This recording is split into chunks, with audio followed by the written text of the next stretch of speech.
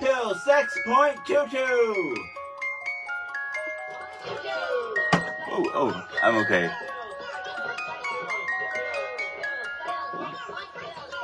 Welcome to Jason is a Social Scientist.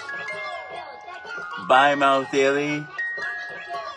Pill number sex.tutu.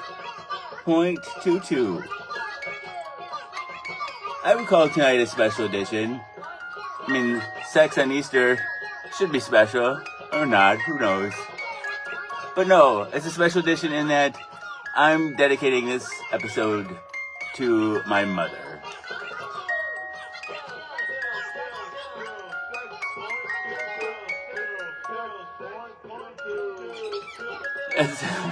It sounds like an edifying prospect, right? I promise I don't have an Oedipus complex. It won't be that complicated of a show. But I do love my mother very much. And I wouldn't be here if it weren't for her in so many different ways. I literally wouldn't be here without her. Hi, Nick.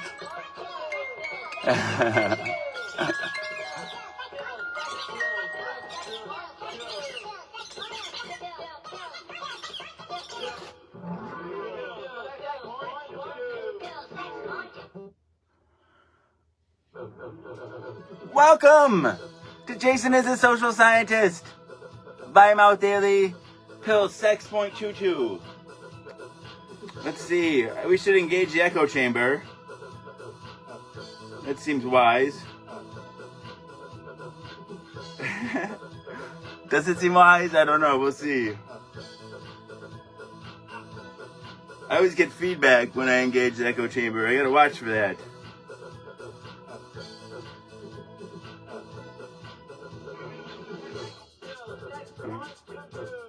Let's see.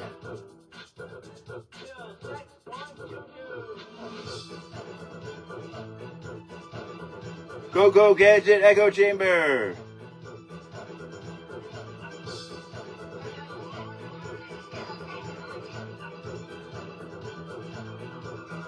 Welcome to the echo chamber. Go gadget echo chamber.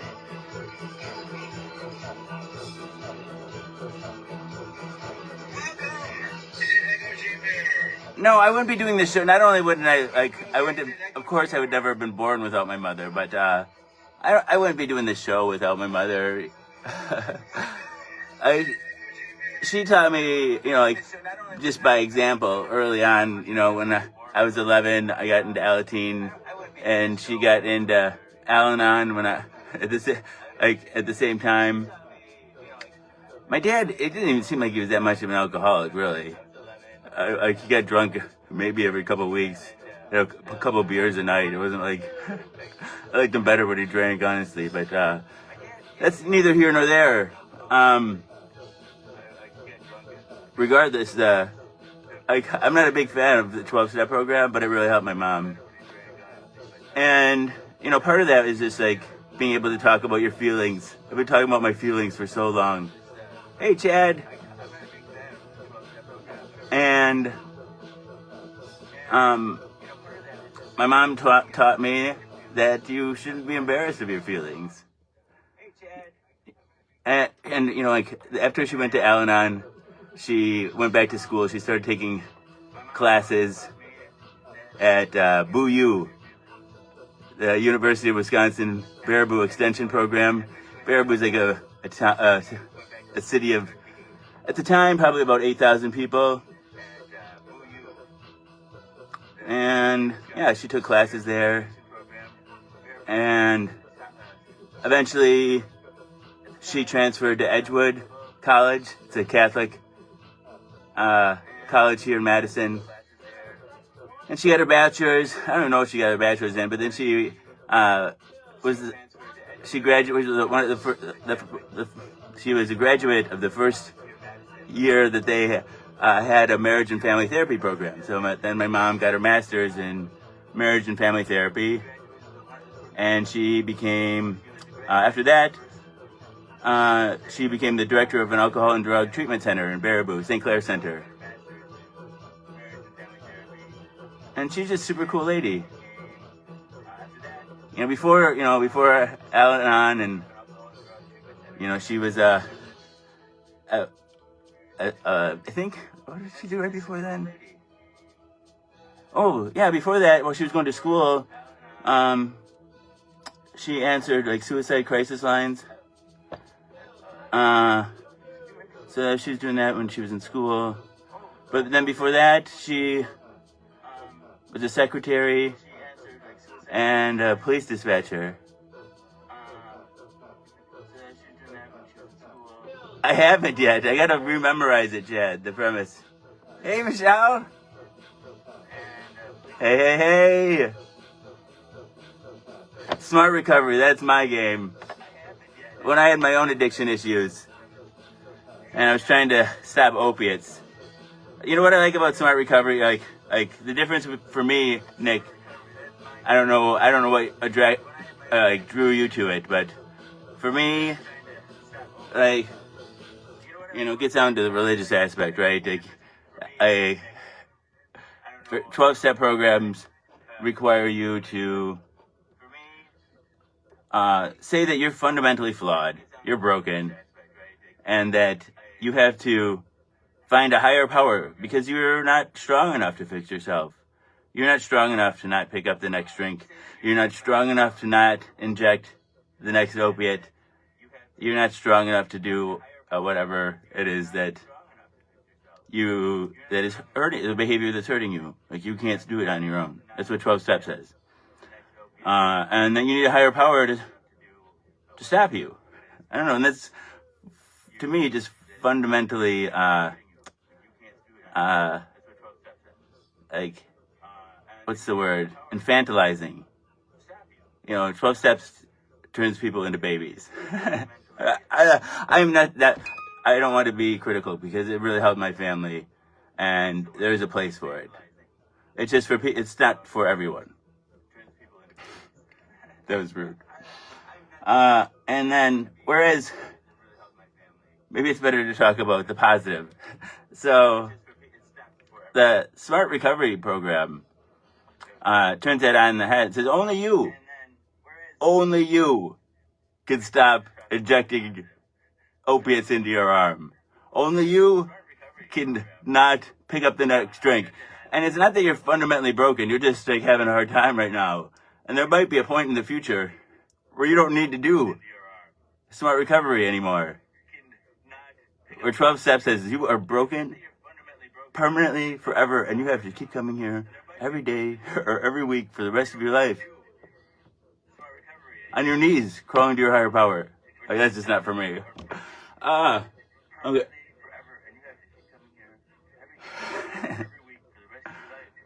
Thanks, Renee. Say hi to Mitch. Is that... You can see who that was. Yeah, and harm reduction is the most important thing. It's like, I don't know, 12 steps feels very moral, and like smart recovery is just about, it's practical. It's a pragmatist approach. Yeah, and harm reduction is the most important thing.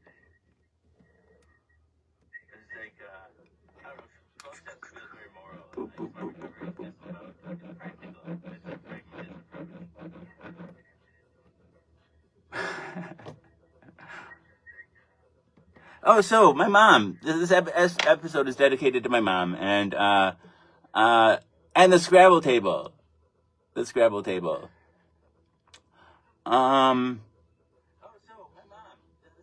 It's a concept that I don't even think she knew how beautiful it was, and I only realized recently. When I was growing up, after school, we would go to my godmother's house. And my godmother's husband worked second shift, so her house was fair game, no husbands around. My dad was probably home but sleeping because he worked night shift. And so we would hang out there and I would play video games. I think 5 years old up through like 11, 10, even, like maybe even almost to junior high. Hey, Angel! I'm clean as a whistle. Come blow me. So yeah, I'd go there, and my godmother had older children, like much older. They were like teenagers and never there. So they're out, I don't know, like working on cars and stuff. I have no idea. But so it was just me hanging out there playing with their Nintendo, which was fun. And my godmother and my mother would just play Scrabble the whole time. And my mom was really good at Scrabble. She was really like I'll just tell you, I didn't play Scrabble with her a lot, but I played Boggle sometimes as a little kid. And Boggle's a game where you like shake it up, it's a little square, and the letters are inside, and like after either diagonal or horizontal or like vertical word, like find as many words in the jumbled letters. And I'd like get 3 down and couldn't find any more, and I'd be watching my mom, and she'd be like, and you'd have like the timer going, and she'd just be like writing the whole time the timer is going, and it's like, all right, you won, Mom, you don't have to keep going. But I didn't get it. She wasn't even then competing with me. She's always just competing with herself. I'm just making that connection just right this moment, actually. So anyway, back to my godmother's. Like, my mom would kick my ass. That was the point of. And I don't know how good my godmother was, but like she at Scrabble, but she wasn't as good as my mom.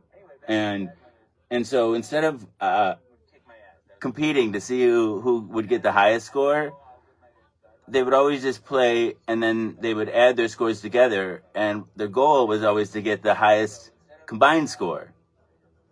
And I just think that's a really beautiful way to play. Like, people's efforts are only ever adding. Like, one person's additions aren't subtracting from another person's additions, and they only add together. And it's just a really beautiful way to play without competition, but still fun. Hey, Tom. And what I would do, my contribution to this, the beautiful way to play, was, and you'd think they'd get wise to it after a while. But, you know, when I got bored with playing video games, I would watch TV, and at like almost every single commercial break, I'd like crawl on my hands and knees slowly and sneak under the table and like pop out. Like, boo! And like they'd almost overturn the table and they'd get so mad. Oh, Clint! Oh! It's my dream to go to New Zealand. I'm glad it's beautiful there.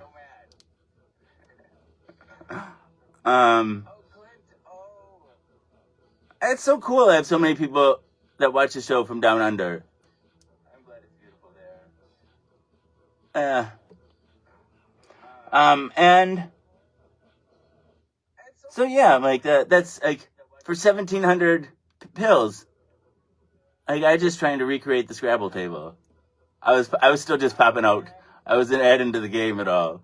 But you guys could play Scrabble if you wanted. For 1,700.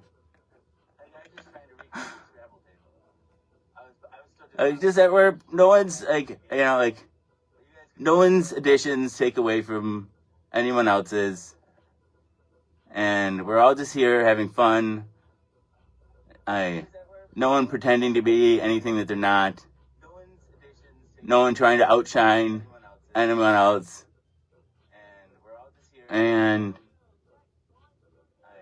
like you don't have to be good at Scrabble to be here. And if you do play Scrabble, your scores will get added and make it so we get the highest score we've ever gotten. So yeah, I just really like it. I like that concept of the Scrabble table. And I just, we have played a lot of euchre too. At family get-togethers, we played Hi, Dawn. I'm kind of sad and lonely tonight. I was crying before I came on. We played a lot of euchre too. At family get-togethers, we played Oh well. Hi, Dawn. I'm kind of sad and lonely tonight. I was crying before I came on. I believe you, Nick. I believe you. And even if it wasn't you, if you didn't feel safe enough to bring your real identity, whatever it was, like, you're still welcome here. Like the other, like, I just like ask people to respect boundaries and be kind to one another.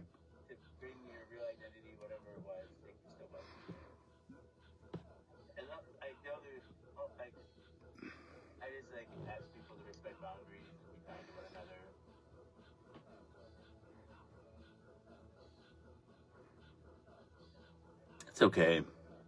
It's okay. Life sometimes is sad. Often, actually, in my experience, life is often sad. It's okay. Life sometimes is sad.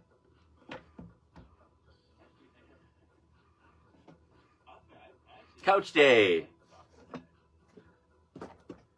Tree fitty? The bidding starts at tree fitty.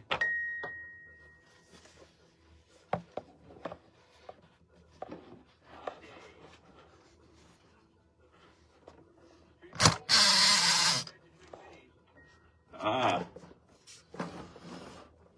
You want to see the fish food?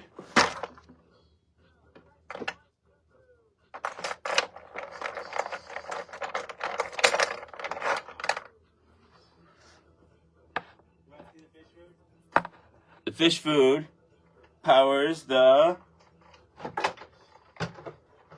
shark exhibit, which is somewhere.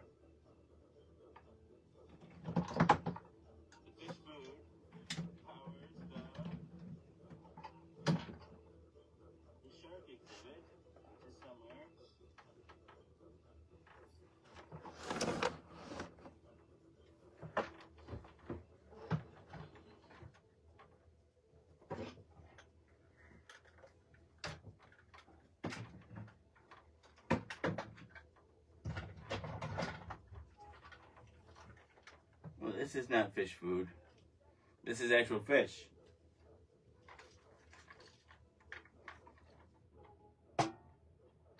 Where's that darn shark exhibit? Oh, here it is.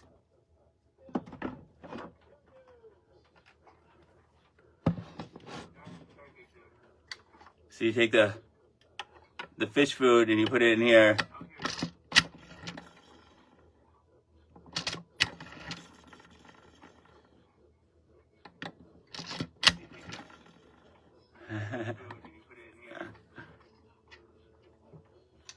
Thank you, Angel. Here's fish. This is where we get the fish to make the fish food, I think. I don't know. I don't know what happens. Thank you, Angel.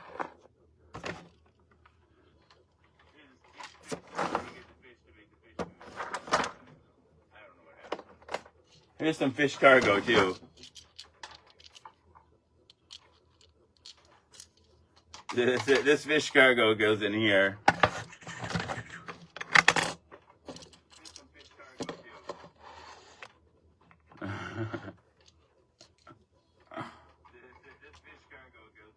You guys want to see I like this one too, the dirigible.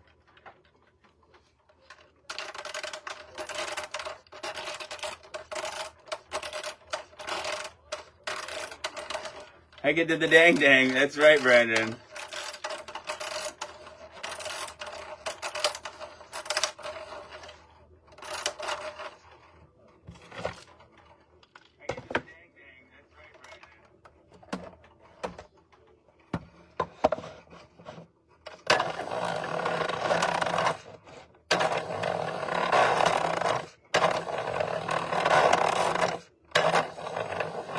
The dirigible.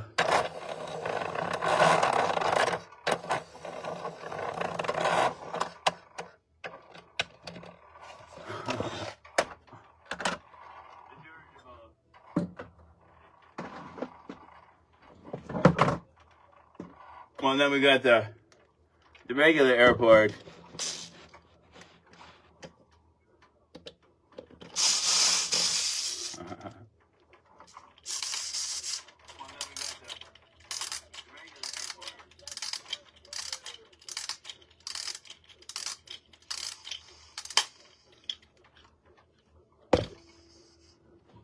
tiger moth is the Harold will work on this too, but tiger moth is the one that came with it. Let me see.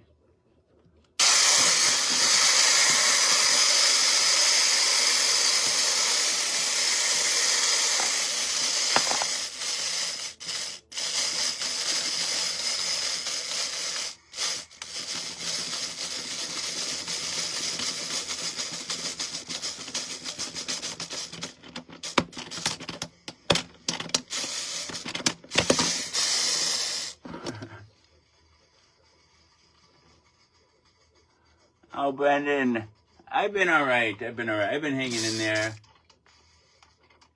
It's been a working stiff. Just been a working stiff, that's all. I've been all right. I've been hanging in there. It's been a working stiff. I really like the carousel too. That's one of my favorites.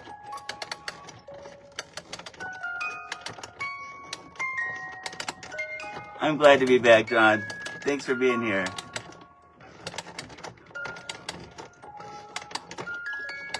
After this, we should read a poem, a nursery rhyme.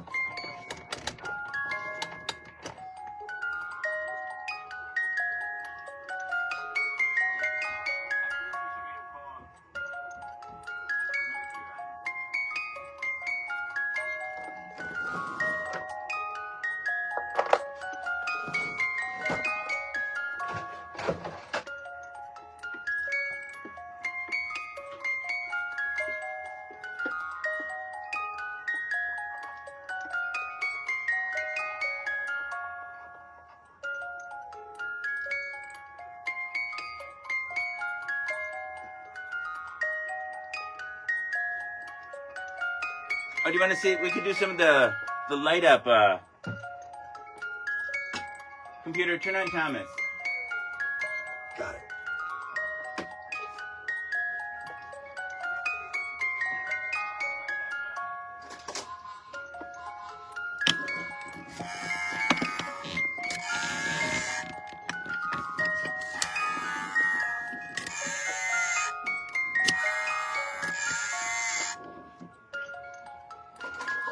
Oh, Easter.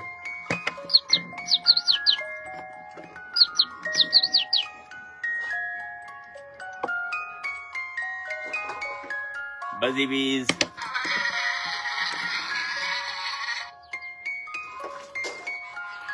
Foghorn. Oh, thank you, Brandon.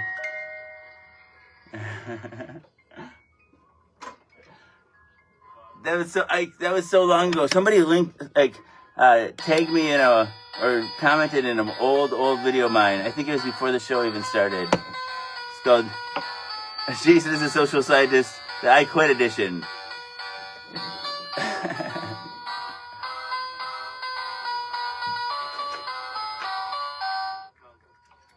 that sounds dead.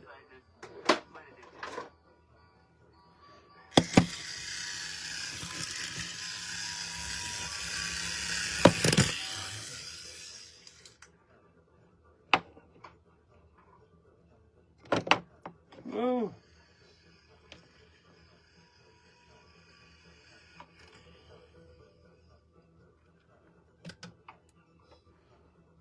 Oh yeah, we could do that. That's a good idea. Thank you, Don.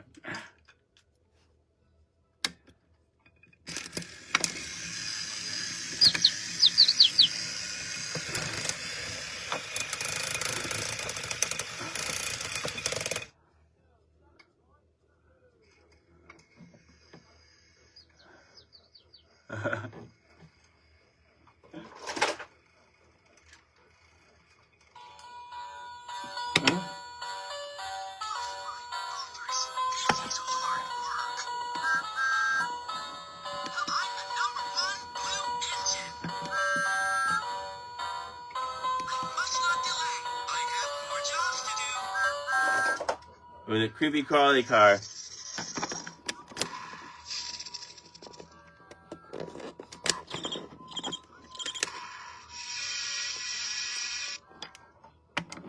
Hola, Tasha.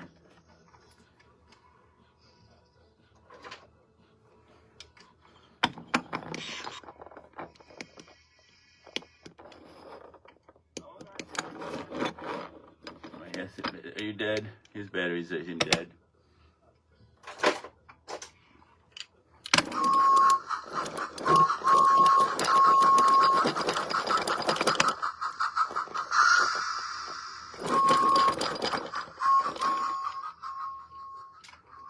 What else? Ooh, this isn't officially Thomas, but still kind of cool.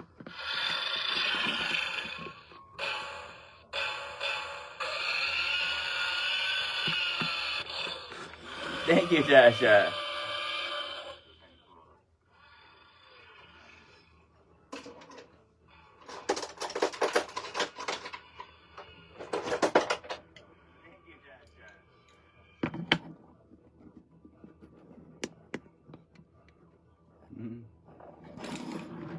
Yeah, it was a crappy day, honestly.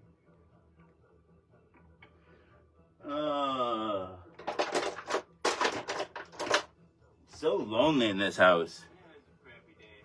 Uh,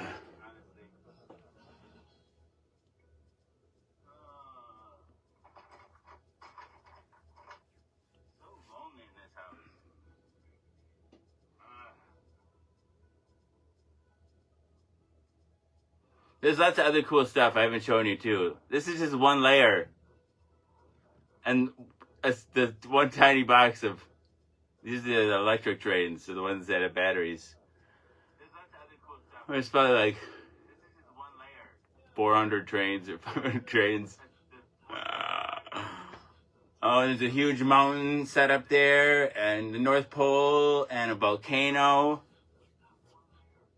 There's the steamworks and the diesel works, and the suds factory, and the chocolate factory, and the soda or honey factory.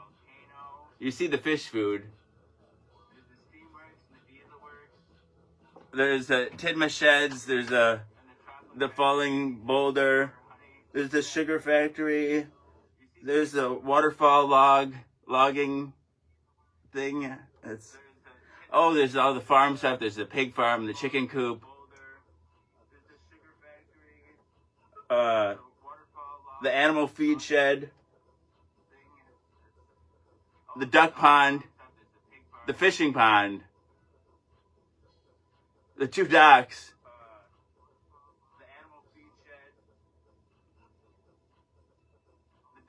Yeah, there's 5 layers. A little preview. I'll give it a little preview. It's all torn up so I could so you could see, but let's see.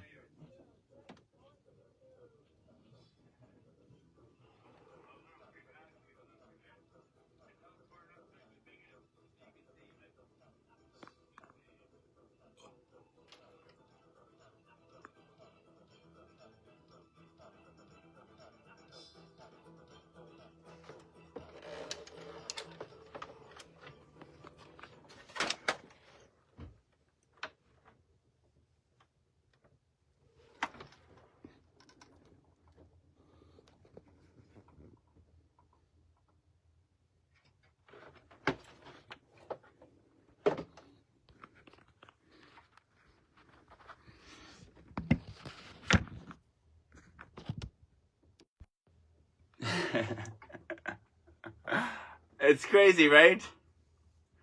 I don't know why I didn't have the idea to stack them sooner. I only had 3 tables before. They got put away when the kids were like 4 years old. But then I was like cleaning out the basement, and I just had the idea to stack them. I'm like, why didn't I think of that earlier? And then I needed 2 more tables and an under the bed trundle too. To get the 5 layers.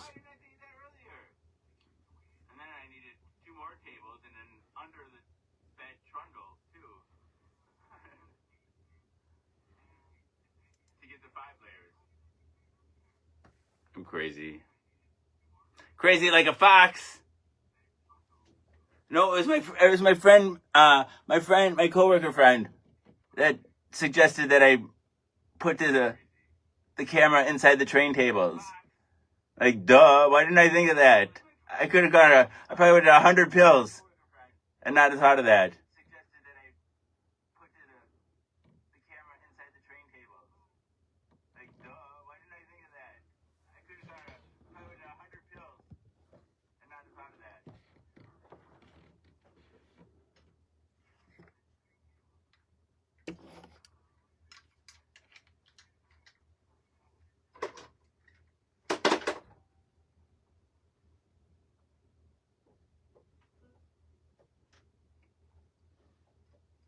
Pill sex.tutu.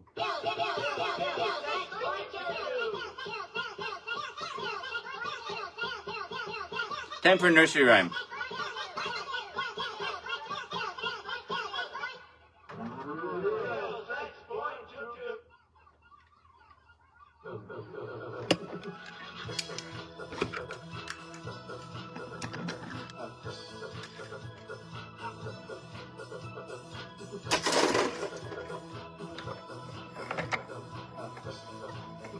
Oops.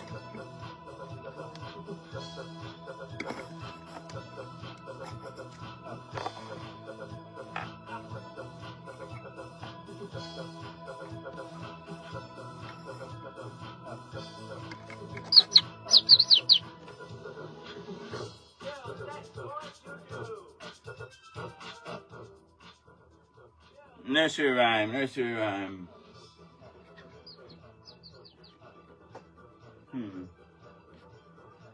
There it is. Thanks, Pete, and repeat. Appreciate that. All right, we turned to There Was a Crooked Man. That was the first one we turned to.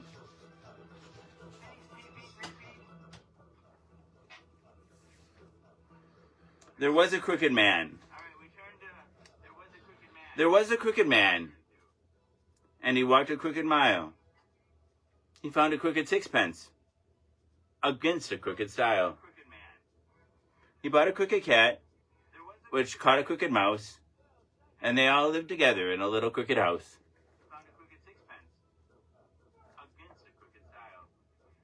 I wonder what a style is. S-T-I-L-E.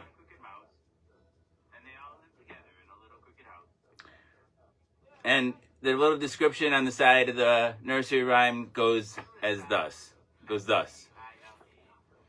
It has been suggested by one scholar that the crooked man may have been General Sir Alexander Leslie of Scotland, one of those who signed the covenant during Charles I's reign, securing the religious and political freedom of Scotland. The crooked sixpence would thus be Charles I, and the crooked style, the English-Scottish border. That the English and Scots reached agreement after Leslie had crossed the border and seized Newcastle in 1640 is implicit in they all lived together in a little crooked house. It seems weird that that I used the word thus, and then the word thus was in there. I've read this book since I was a childhood. Maybe it's thus just exists right alongside. I don't know.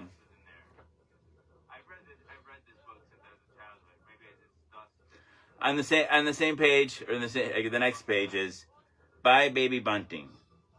Buy baby bunting. Daddy's gone a hunting. To get a little skin. To wrap the baby bunting in. Bunting is an early form of endearment, known in the 17th century. Bunting.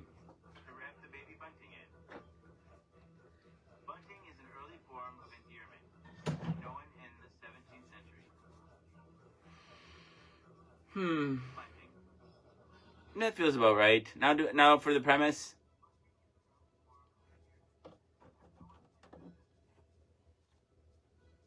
My mom was a special lady.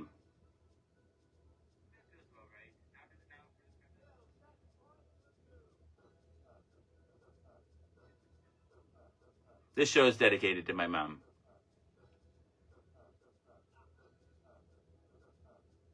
I don't think I ever dedicated a show, one of the old shows, to my mom, but this one definitely is.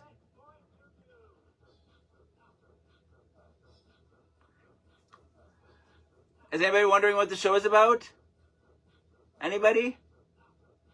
People often wonder what the show is about. The premise is deceptively simple. I take my HIV medication live on the Book of Face each day in front of friends, family, and strangers. I do so in order to embrace stigma, dispel ignorance, and find support. After sex.tutu shows, after sex.tutu pills, the show has evolved to include a number of bells, whistles, and bows. The bells, bows, and other people that come back night after night and give me their most valuable resource, their time. To me, that's the most significant thing that's risen up and around and about the show, the community. Therein lies the support that I was looking for. But a number of bells, whistles, and bows have risen up and around and about the show. Ding dong bell. Boy does she knell. Heck. This show has it all. I like to say that it is Cloud Atlas and that it incorporates at least 666 years of entertainment with Edward R. Murrow's radio broadcast on record and cylinders played on a 19th century Edison home phonograph, along with a nursery rhyme book from my childhood containing woodcut illustrations from the 15th century. It is, in a sense, also The Matrix. In a previous iteration of the show, I created something I call the Rainbow Tunnel, in which I harness the power of Grayskull and the Eye of Thundera, funneling them through a series of warped nacelles, creating a static warp bubble, and a subsequent singularity, punching a hole through the fourth wall, across the multiverse, and into the source. The show now takes place in an echo chamber, created by me, that serves as a way station between our reality and the source. I don't expect lay people to fully understand, as this is advanced social science. Yes, the show's also like an old-timey variety show, Carol Burnett style, mixed with a merry melody of Looney Tunes and a measure of Mork and Mindy, two doses of Alice in Wonderland.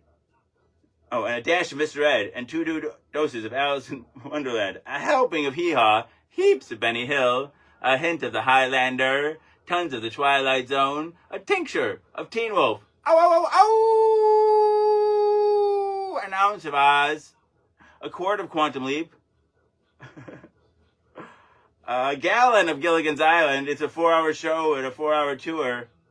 Piles of Pee-wee's Playhouse, a pinch of Peter Pan, a pound of Popeye, I Am What I Am, a whole block of Mr. Rogers' Neighborhood, and a ration of the Rocky Horror Picture Show. I can see you shiver with anticipation.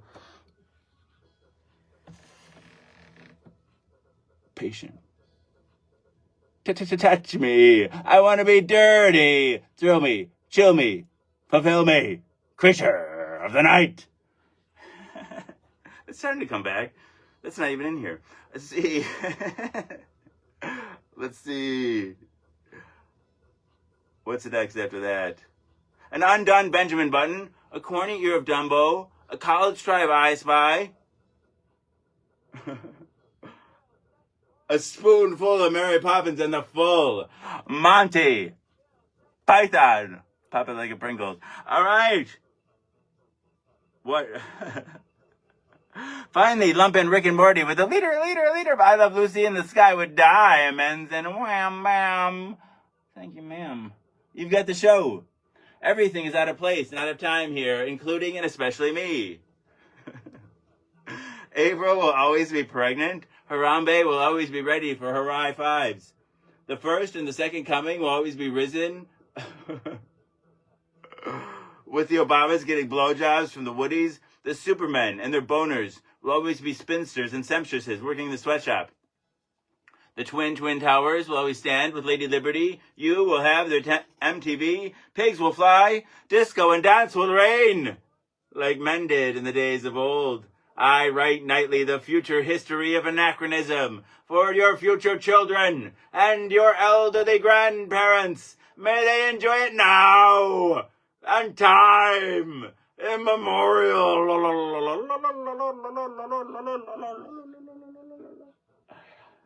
If I were to have people take only one thing away from this show, it would be the knowledge that HIV is preventable.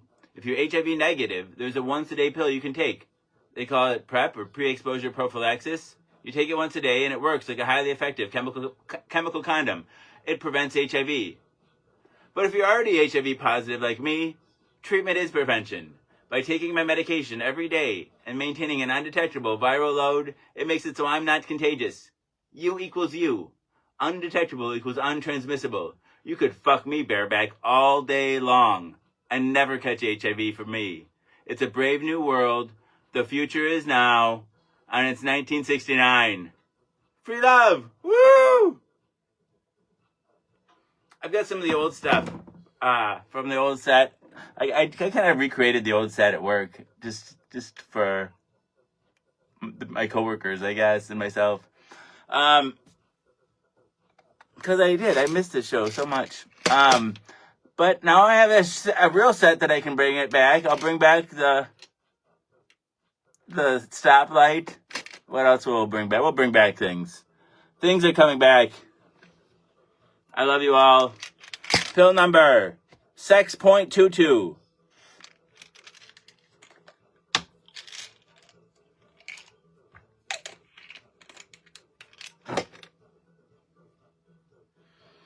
Pill number sex.tutu. Down the hatch.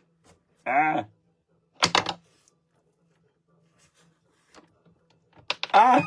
Dang it, Dag. That's not sanitary. If this was a hospital, I'd have to throw this away and get a new one. I love you all. Thank you for coming back.